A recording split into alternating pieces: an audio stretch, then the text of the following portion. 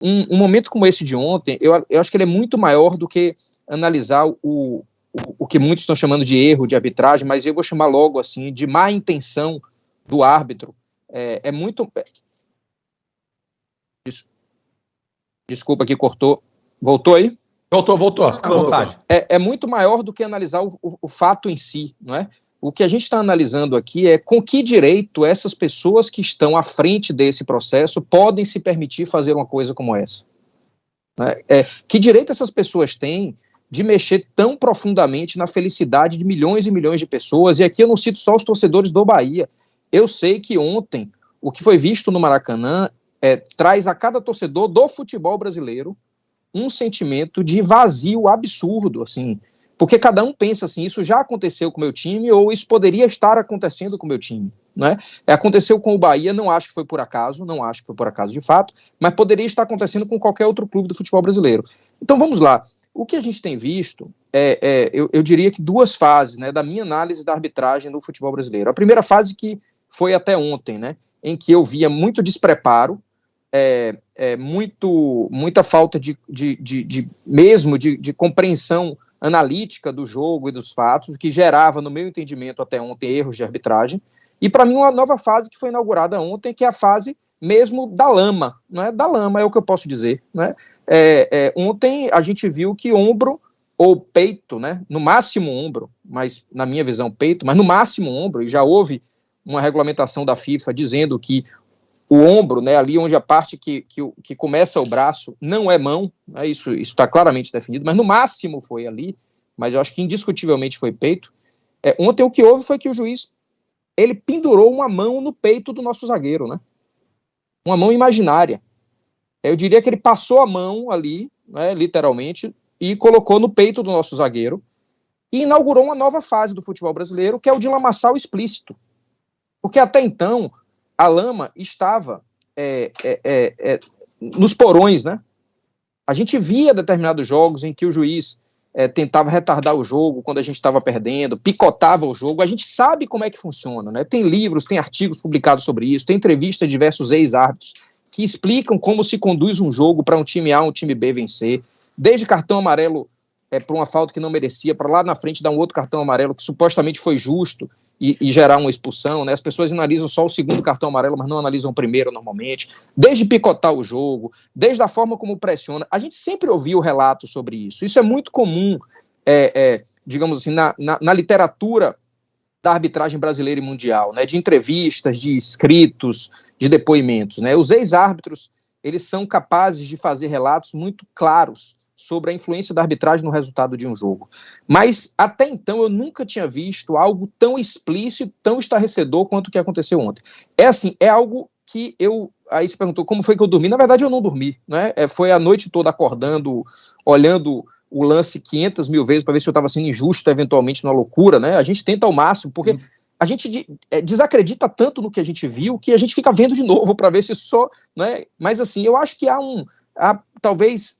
poucas vezes no futebol brasileiro recente a gente tem uma unidade de pensamento sobre o equívoco da arbitragem, né? Salvo um ou outro alucinado, digamos assim, ou que vive num mundo talvez à parte, que possa dizer que isso foi pênalti. Eu acho que há um sentimento comum de que não há discussão sobre isso. E por que o árbitro, com a oportunidade de rever o lance, não deu pênalti? Então, para mim, está inaugurada a fase do lamaçal explícito da arbitragem do futebol brasileiro. É inaceitável, isso não foi de ontem, a gente veio de 2 outros jogos com prejuízos muito claros, o jogo Juventude e Bahia, o jogo Bahia e São Paulo, 2 pênaltis também, já atestados como pênaltis pela ouvidoria da arbitragem da CBF, faz um trabalho seríssimo, né? Porque a gente critica, mas a ouvidoria da arbitragem da CBF faz um trabalho extremamente sério, extremamente neutro nas análises dos lances.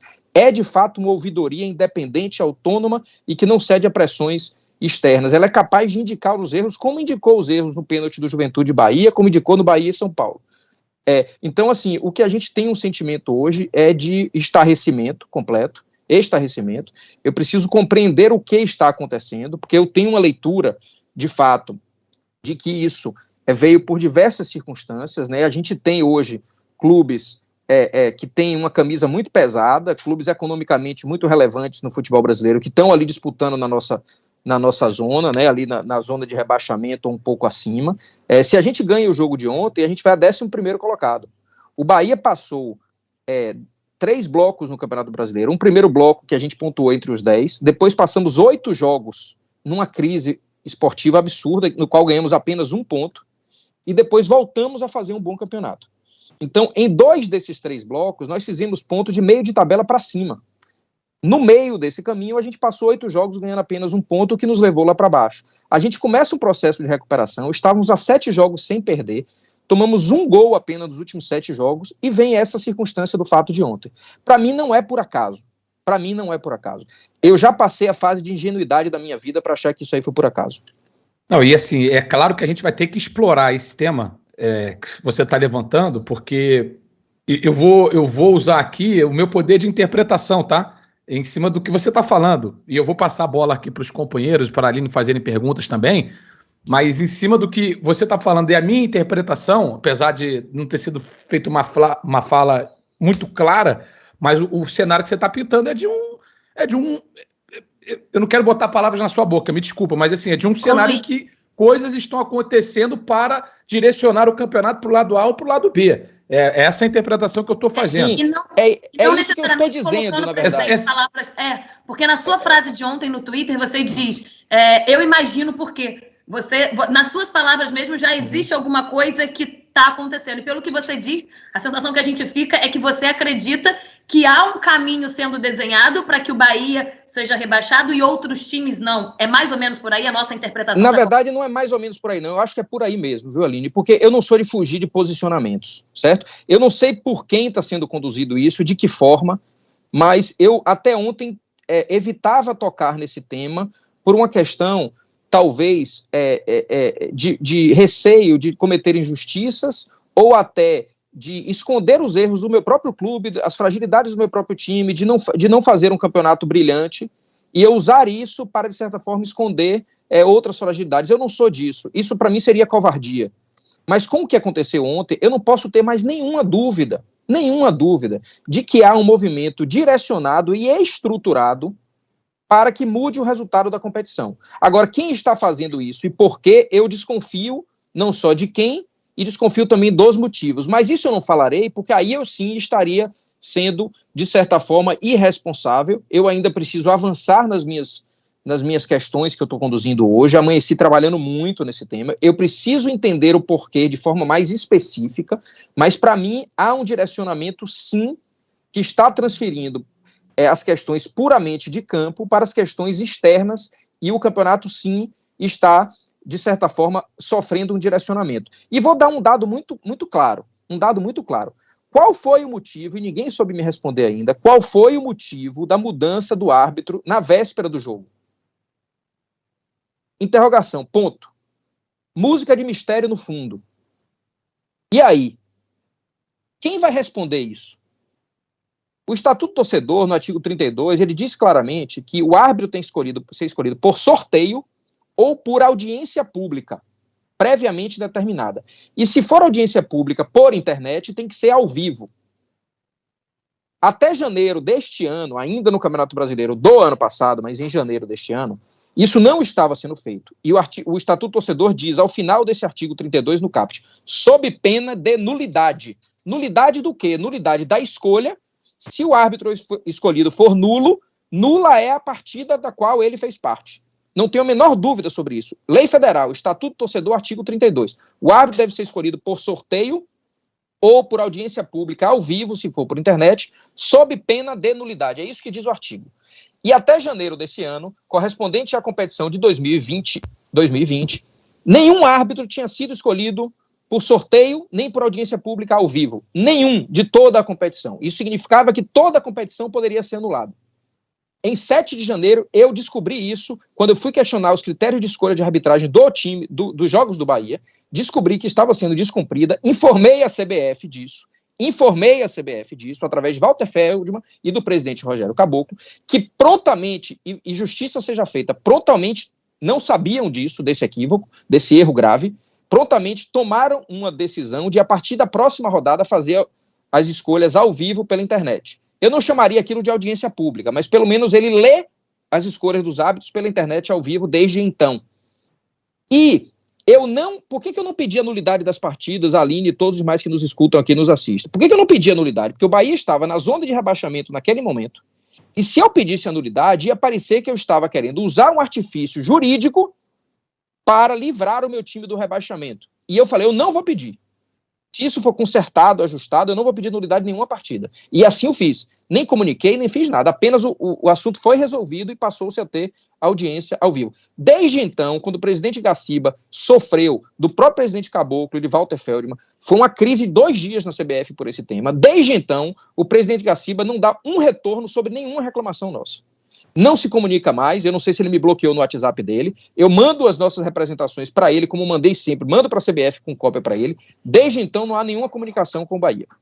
Consequentemente, depois, naturalmente, diversos outros posicionamentos políticos do Bahia, que sempre foram enfáticos e frontais, e eu não fugirei deles jamais, porque eu vim ao futebol para cuidar do meu clube e para cuidar também do futebol. Eu tenho que dar algum nível de contribuição. A partir do momento que isso não valer a pena, eu peço meu boné e vou embora. Mas enquanto eu estiver aqui, eu vou seguir fazendo isso. Pode ser a consequência que tiver, eu aprendi a fazer isso na minha vida, com os meus erros e com meus acertos.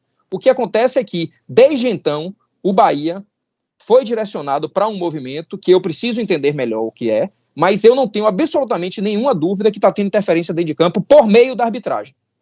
A arbitragem, ela, ao apitar o jogo, independentemente do acerto ou do erro, ela vai interferir de alguma maneira no andamento do jogo, né? Quando há um acerto, é o andamento normal. Quando há um erro, a gente interpreta como erro, ou quando tem uma situação diferente, como o presidente está sugerindo aqui, a gente tem que apurar e entender exatamente as motivações por trás. Eu quero abrir espaço para perguntas aqui do Casimiro Miguel, do Pedro Certezas, do Rodrigo Fragoso também. A Aline já emendou uma primeira, porque era uma questão muito importante em cima da tuitada de ontem do presidente, e algo que você já falou aqui também. Então vou aproveitar quem está na imagem aqui.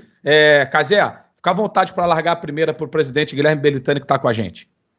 Eu queria saber, Guilherme, primeiro, bom dia. Eu queria entender assim, você vê um movimento dos clubes brasileiros como um todo para que haja uma melhora da arbitragem? Ou você acha que isso é pontual? Por exemplo, o Bahia, a gente é sabido, foi prejudicado 3 jogos seguidos, não é nem uma questão de opinião, né? Como você trouxe aqui, é uma questão de fato.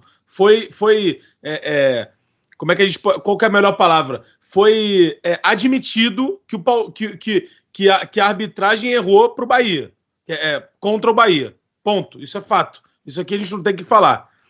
Assim como o Flamengo foi prejudicado no último jogo, a gente não está falando aqui sobre clube A ou clube B ser ajudado, mas sim que o Bahia foi prejudicado nas últimas 3 rodadas, é por isso que você está aqui.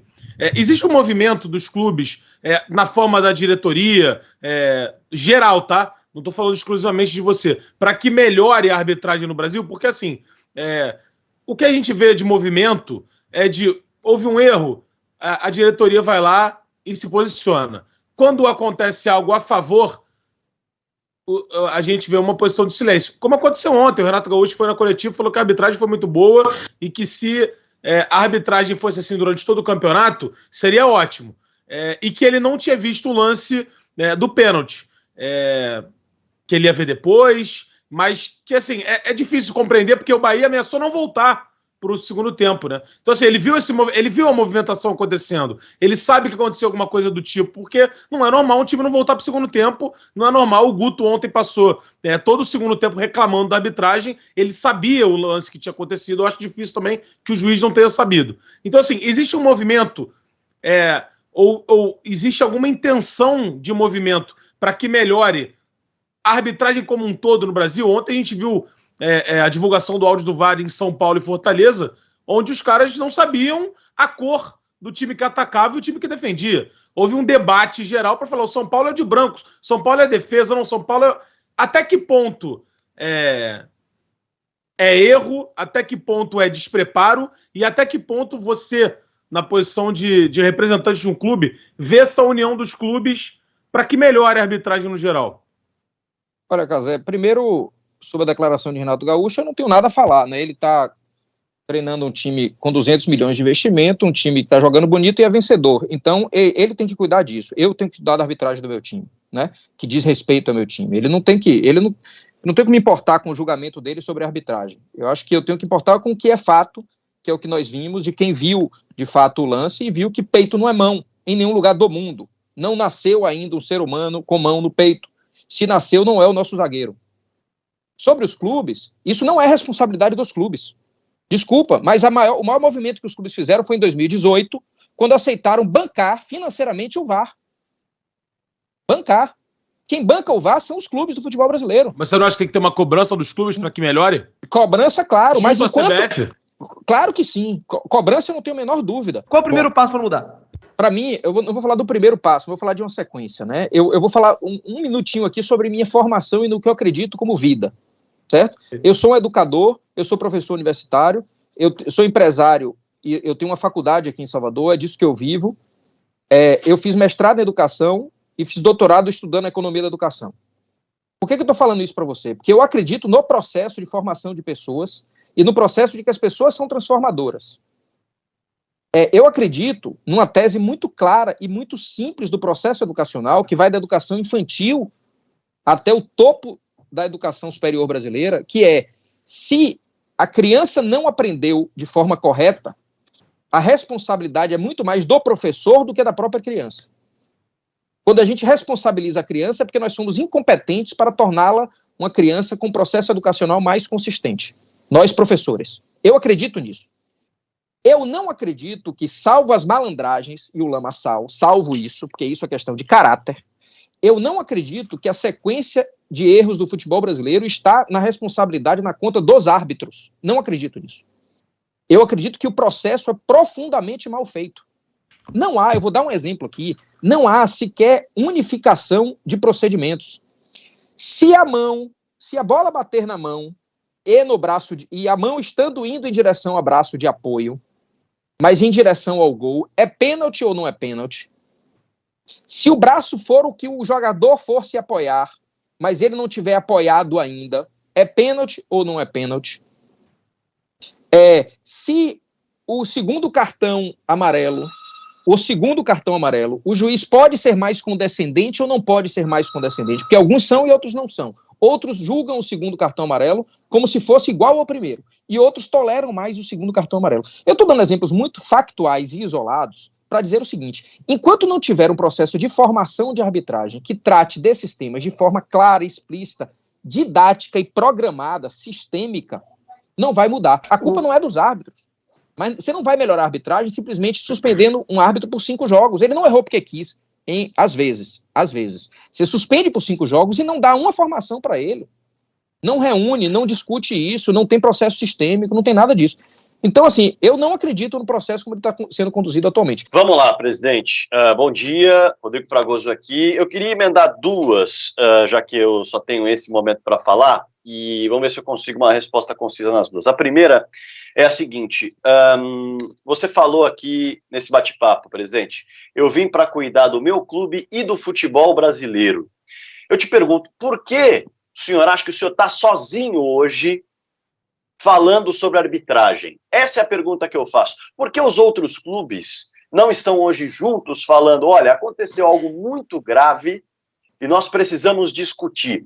Por que você está sozinho? Porque sempre quem foi prejudicado, aparece sozinho no dia seguinte, e aí os outros clubes ficam em silêncio, e quando há um outro débito com outro clube, aí esse clube aparece e o outro que foi prejudicado fica de novo em silêncio.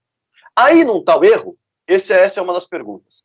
A outra pergunta é o seguinte: no seu tweet que a Aline Nastari trouxe aqui, o senhor coloca: querem rebaixar o Bahia. Eu imagino por quê, mas não vou conseguir. Ou eu imagino por quê, o senhor já explicitou. Queria que o senhor falasse um pouquinho sobre o mas não vão conseguir.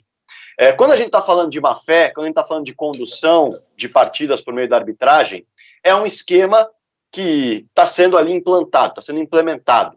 Como o Bahia vai superar esse esquema se de fato ele está acontecendo? São essas duas, por favor. Bom, Fragoso, primeiro sobre a primeira fala, eu não me sinto sozinho não, sendo bastante justo com meus colegas presidentes. Hoje eu recebi pelo menos 8 mensagens que eu contei até agora, de solidariedade, de manifestação, 2 ligações de pessoas que querem ser solidárias. É lógico que quem se manifesta prioritariamente ou até unicamente nesses momentos é o clube que se sentiu prejudicado, mas vários outros se manifestando aqui para mim, e pessoas que são muito próximas, presidentes são muito próximos num processo de transformação do futebol brasileiro que a gente acredita. Portanto, eu não me sinto sozinho, eu me sinto amparado e me sinto solidarizado no processo que aconteceu ontem, e acredito que um fato como esse diminui cada vez mais a confiança que os clubes brasileiros têm no comando da CBF, se o presidente Leonardo Gaciba permanecer na comissão de arbitragem, e se, além disso, não chegar alguém que seja capaz de fazer essa transformação. Agora, lógico, você está certo. Os discursos são mais inflamados e aparecem mais quando o seu clube está prejudicado, né? Assim como o Flamengo gritou lá quando foi prejudicado contra a Chapecoense, acredito que tenha sido o mesmo. O que ele conseguiu? Mudar a arbitragem um dia antes do jogo, e ninguém até agora me explicou. O Bahia nunca conseguiu mudar um árbitro na véspera de um jogo. Nunca conseguiu. Ele nunca chegou ao ponto de eu dizer assim, não gosto desse árbitro, não quero, e por favor mude, e a CBF mudar, jamais. Por que o Flamengo pode e o Bahia não pode? O Bahia questionou já a CBF dessa mudança, porque a gente viu o pedido do Flamengo, a gente viu também falando que o árbitro teria se lesionado, enfim, várias teorias, mas oficialmente nada. Eu não preciso, a CBF é obrigada a informar a mudança pelo Estatuto do Torcedor, não fez isso antes do jogo, está infringindo frontalmente o Estatuto do Torcedor, sob pena de nulidade. A CBF sabe disso. Ela é uma guardiã da lei federal no que se refere ao esporte, ela tem que cumprir essa lei, e a lei diz que o árbitro tem que ser escolhido de forma transparente, informado o motivo em audiência pública ao vivo, sob pena de nulidade. E a lei não fala sobre substituição. Mas se houver substituição, qualquer interpretador da lei, intérprete da lei, sabe, de forma muito clara, a gente aprende isso no primeiro semestre do curso de Direito, que a interpretação, nesse caso, levaria, se houver substituição, ele tem que seguir o mesmo nível de transparência da escolha. Ou seja, a substituição também deveria ser feita por audiência pública, ao vivo e justificada. Não foi. Eu estou esperando o que a CBF vai fazer. Já tem mais de 12 horas do jogo e até agora não recebi nenhum comunicado. Não vou pedir. A CBF sabe o que é obrigatório para ela. Segundo tema que Fragoso colocou aí foi do por que não vão conseguir. Não vão conseguir por uma coisa, Fragoso. Nós somos um clube de luta. Nós estamos nos fechando. É uma coisa, pode parecer o maior clichê do futebol. Mas isso vai ser transformador para o clube, vai ser transformador em campo. A torcida vai estar no nosso treino aberto, no sábado ou no domingo, não sei como é que vai ser, se vai ser sábado, se vai ser domingo. Isso vai ser para o jogador um contágio absoluto de luta, e nós vamos conseguir em campo. Eu tenho certeza disso. Presidente, desculpa te interromper rapidinho, só para dar... Peraí, Fragoso. Desculpa interromper e parar aqui. Eu sei que a gente precisa te liberar o voo. Uma última pergunta, porque os companheiros da Globo, do Grupo Globo, acabam de publicar uma nota dizendo que o Leonardo Gaciba a CBF demitiu o Leonardo Gaciba. Então, eu queria passar essa informação, talvez até em primeira mão, para que você possa... Primeira mão, não estou sabendo, não. Que você possa resumir, enfim, num breve comentário, e até para você poder ser liberado, enfim. Desculpa te estender esse tempo, mas é que é uma notícia que acaba de sair, publicada pela Globo, queria o seu depoimento, enfim, sobre isso. Eu estou sabendo disso agora. Eu diria que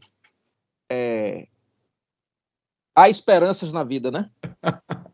Há esperanças. Mesmo em situações extremas, eu considero essa uma grande notícia, e é uma notícia de que há esperanças de que o futebol brasileiro avance. É mais do que uma demissão, isso é uma demonstração, talvez, da Confederação Brasileira de Futebol, de que o que aconteceu ontem não pode ser considerado como normal. Nós não podemos banalizar o que aconteceu ontem, sob o risco da gente desistir do futebol. O que aconteceu ontem no Maracanã é algo que merece não só a demissão, como investigação. Merece uma investigação.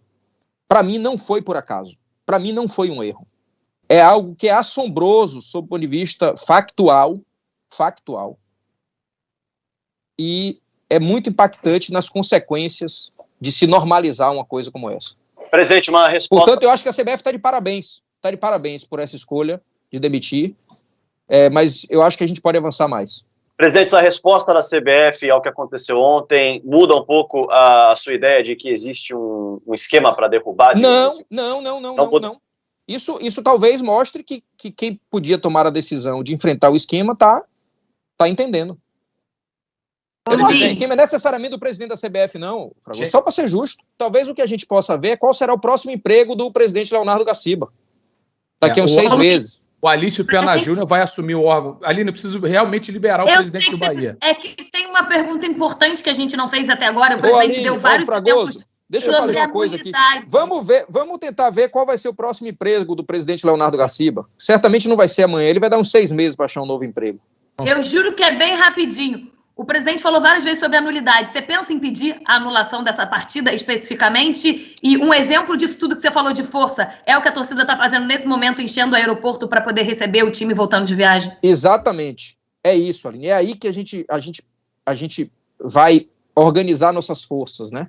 É na torcida. A torcida que não abandonou o Bahia nunca. Na Série C, o Bahia tinha 70, 80 mil pessoas dentro do estádio. Na Série C, quando tentaram acabar o Bahia com a gestão irresponsável até 2013. Em 2013, nós fizemos uma transformação desse clube por via judicial, com intervenção judicial, que colocou para fora os irresponsáveis, os caras que confundiam gestão pessoal e interesses pessoais com a gestão do clube. Nós fizemos isso em 2013. O Bahia foi para a Série C em 2007, 2006, e a torcida estava lá dentro do estádio. E isso, para nós, é um momento de luta. De luta. A torcida do Bahia faz as escolhas da luta. E nesse momento ela está escolhendo apoiar o nosso clube. O que aconteceu ontem foi um assalto. Foi um assalto. Eu não sei quem foi o ladrão, mas que teve. Que teve. Ninguém tira da minha cabeça que aquilo não foi um erro. E a torcida está vendo isso, e com toda a dificuldade, com todo o débito que nós estamos com a torcida, que desde o ano passado estamos sofrendo esportivamente dentro de campo, porque nós erramos em formação de elenco, tomamos decisões erradas, mas na hora da torcida olhar para a gente e falar assim, são pessoas que querem o bem do clube, que estão liderando processos como esse, a gente ama nosso clube, eu fui reeleito no clube com 86% dos votos, porque a torcida confia em mim, com todos os erros que eu tenho e com todo o débito que eu estou com a torcida nesse momento. Mas a torcida está indo buscar o time, e é a torcida que vai nos ajudar a tirar o time dessa situação, contra quem quiser.